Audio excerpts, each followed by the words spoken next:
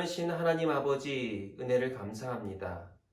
늘 우리를 사랑하시고 지금까지 은혜로 인도하여 주신 것처럼 앞으로 우리를 통해서 하나님이 하실 일을 늘 기대하는 마음을 갖도록 붙잡아 주시고, 환난과 그 어려움 속에서도 나를 통해 일하실 그 일들을 늘 우리가 믿고 결코 포기하지 않고 무너지지 않도록 우리의 마음을 다스려 주옵소서.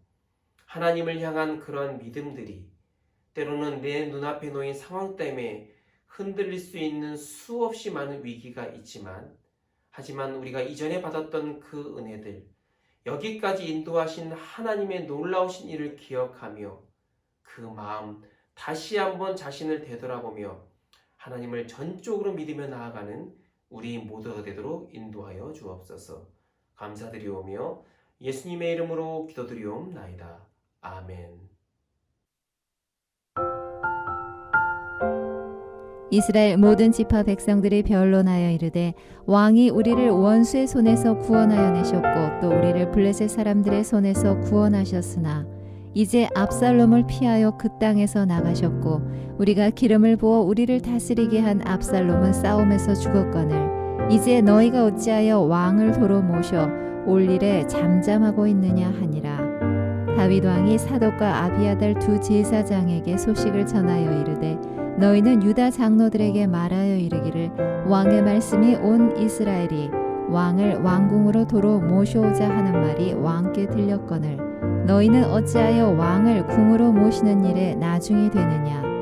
너희는 내 형제여 내 고륙이거늘 너희는 어찌하여 왕을 도로 모셔오는 일에 나중이 되리요 하셨다 하고, 너희는 또 아마사에게 이르기를, 너는 내 고륙이 아니냐. 네가 요압을 이어서 항상 내 앞에서 지휘관이 되지 아니하면 하나님이 내게 벌 위에 벌을 내리시기를 바라노라 하셨다 하라 하여 모든 유다 사람들의 마음을 하나같이 기울게 하매 그들이 왕께 전가를 보내어 이르되, 당신께서는 모든 부하들과 더불어 돌아오소서 한지라.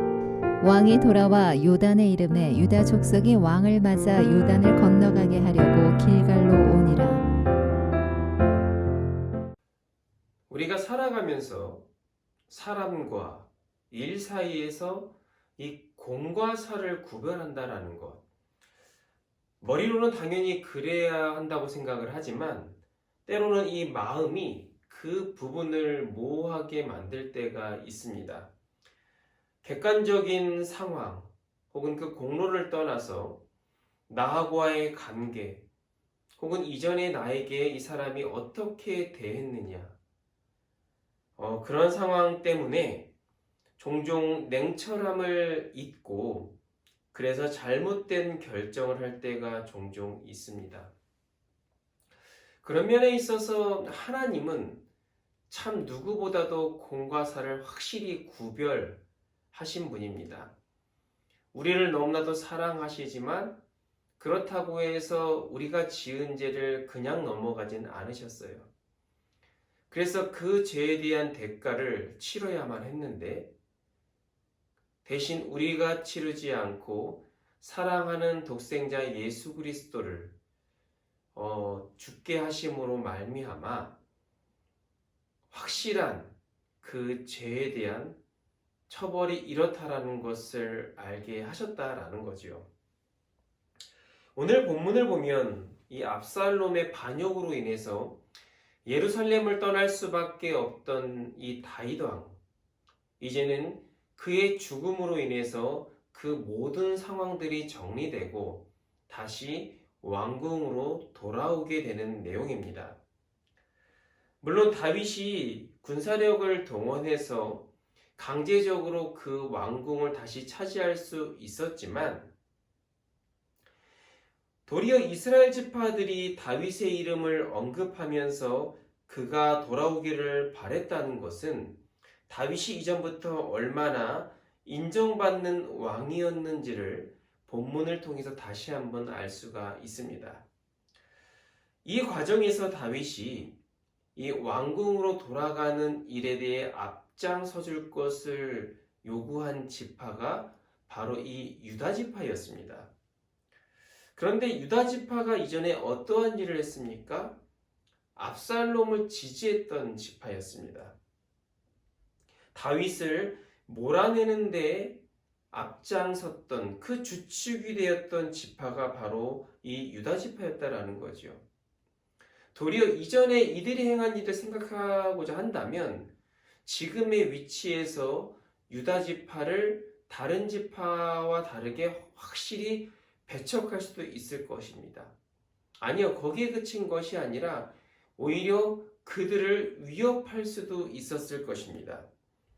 그러나 그런 감정적인 처리가 결국은 이스라엘을 위해서 하나도 유익이 되지 않다라는 것을 알았기 때문에 그들을 포용하려고 했습니다.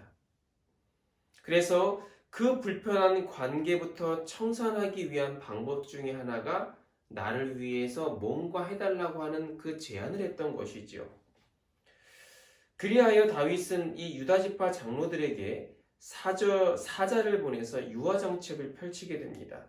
다행히 유다 지파 역시도 그런 다윗의 제안에 호의적으로 받아들이게 됩니다. 결국 그들이 다윗을 인정하고 그 기한을 추진하도록 했던 가장 큰 요인은 이전부터 봐왔던 그의 인격이었습니다. 자신들의 과거의 반역을 용서하고 또 의로운 일에 앞장서도록 부추긴 다윗 왕의 행위를 통해서 그의 간대한 마음과 포용력 그리고 원수까지 사랑하는 그 마음을 깨닫게 되고 그를 적극적으로 돕기로 마음을 먹습니다. 따라서 우리는 평생을 살아가면서 일도 중요하고 실력도 중요하지만 우리의 인격을 얼마나 다듬어 만들어가냐, 이것이 참으로 중요한 것 같습니다. 그래서 우리는 늘 우리 인격을 개발해야 됩니다. 실력이 인정되는 이 사회, 그래서 물불을 가리지 않고 자신의 인격마저도 중요하게 여기지 않는 이 사회일수록 우리는 분명히 구별되어서 우리의 인격을 다스려야 될 줄 기억하시기를 바랍니다. 그런데 한편 이 과정에서 다윗의 역시 이 연약한 부분을 우리는 볼 수가 있습니다. 어떻게 보면 참 인간적인 연약함이지요. 유다 지파에게 그 제안을 하는 그런 과정에서 한 가지 약속을 하게 되는데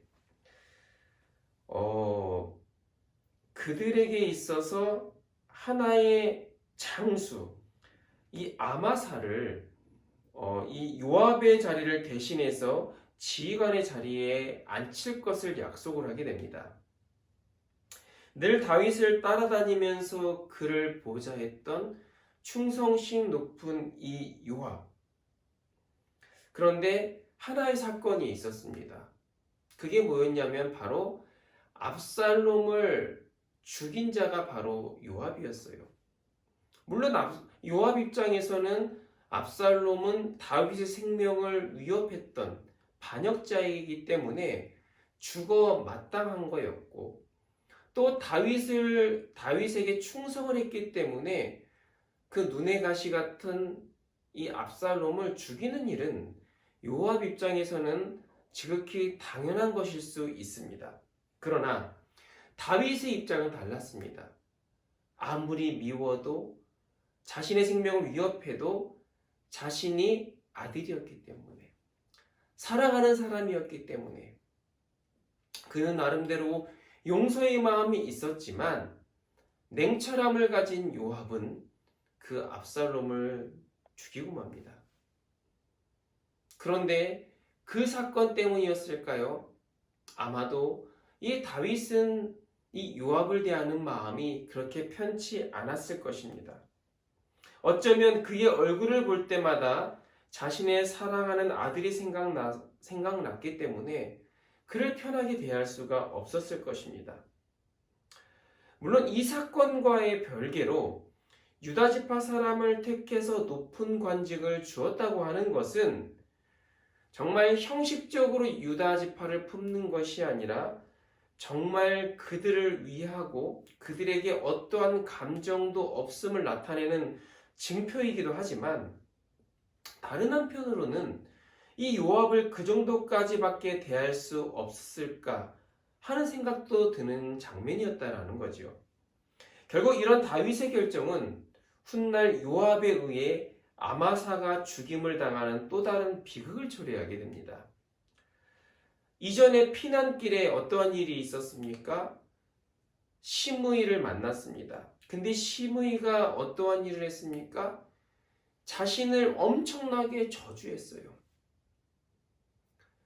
말 한마디면 그 입을 봉해버릴 수 있는 그 시므이를 단칼에 죽일 수도 있었지만 다윗은 오히려 그 저주를 들으면서 자신을 한번 되돌아봅니다. 그리고 감정적으로 처리하지 않고 그의 마음을 이해했습니다. 그리고 그냥 지나쳤어요. 그런데 지금의 또 다른 상황이 어쩌면 자식이 죽임을 당했다라는 특별한 상황 때문에 더 그럴 수도 있었지만 이성적으로 대처하기는 한계가 있었는지 감정적인 결정을 할 수밖에 없는 이 다윗을 보면서 역시 인간은 늘 완전하지 못하고 순간적인 감정에 의해서 무너질 수밖에 없는 연약한 존재임을 다시 한번 깨닫게 됩니다. 따라서요, 혹시 우리 모두가 자부할 수도 있을 것 같아요. 나는 그래도 완벽해, 흔들리지 않아, 완전해. 그렇게 생각할 수도 있지만 사탄은 오히려 우리가 그런 교만한 마음을 갖고 있었을 때 우리가 쉽게 무너질 수 있는 부분이 무엇인지를 고민하고 그것을 찌릅니다. 그래서 언제든지 무너질 수 있는 게 우리 인간의 한계라는 거예요. 그래서 우리는 늘 자신을 경계해야 됩니다. 내가 분별하지 못하고 깨닫지 못하고 나의 감정에 의해 어떤 부분이 넘어질 수 있을까? 스스로를 늘 다그치면서 경계해야 됩니다. 그리고 자신이 결코 무너지지 않는 이 교만함을 버리고 늘 겸손하게 살아야 합니다. 말씀을 정리하면요, 우리가 지나치게 이 감정에 의존하다 보면 또 사람을 의식하게 되면 결국 하나님의 뜻을 망각하게 된다는 겁니다. 그래서 결국 우리는 실수를 하게 된다는 것이죠. 따라서 우리가 무슨 일을 만나든지 나의 감정보다는 하나님의 뜻이 무엇인지를 헤아릴 줄 알아야 합니다. 그러기에 늘 하나님께 묻고 또 그에 따른 주신 음성에 우리가 순종하면서 하나님께 크게 쓰임받을 수 있는 또 인격적으로 다듬어져서 또 사람들에게 인정받을 수 있는 귀한 삶을 살아가는 우리 모두가 되기를 간절히 소원합니다. 우리 시간 말씀을 생각하면서 함께 기도하기를 원합니다. 첫 번째로 사랑과 용서의 마음을 주옵소서. 두 번째로 나의 인격을 다스려 주옵소서. 세 번째로 나의 감정이 하나님의 뜻을 앞서지 않도록 붙잡아 주옵소서. 우리 함께 기도하시겠습니다.